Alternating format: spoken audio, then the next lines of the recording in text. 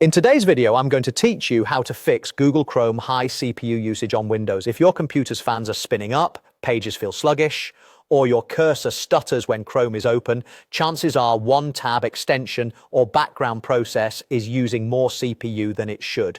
The good news is Chrome includes its own task manager, and we'll use it to quickly find the culprit and stop it. Start by opening Chrome and heading to the menu in the top right corner of the window. That's the icon with 3 vertical dots. This menu controls most of Chrome's tools and settings.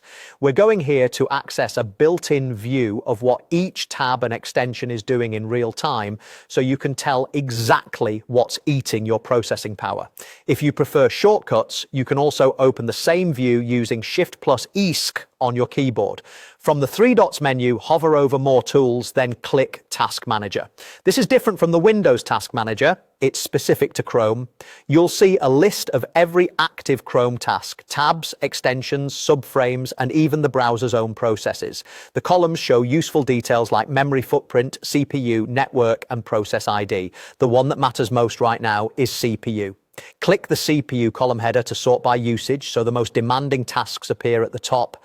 Look for the tab or process that's using unusually high CPU. It might be a site with heavy animations, a video player, a misbehaving script, or an extension running in the background. If you're not sure what something is, check the task column. It will usually show the tab title or the extension name. Give it a moment to stabilize, because CPU usage can spike briefly when a page loads and then settle down.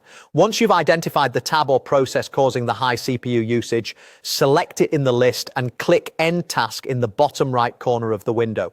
This immediately stops that specific task without closing your entire browser. If it's a tab, the page will crash and you can reload it later if you need it. If it's an extension, Chrome will restart it the next time it's needed. Before ending a task, make sure you've saved any work in that tab to avoid losing changes. That's it.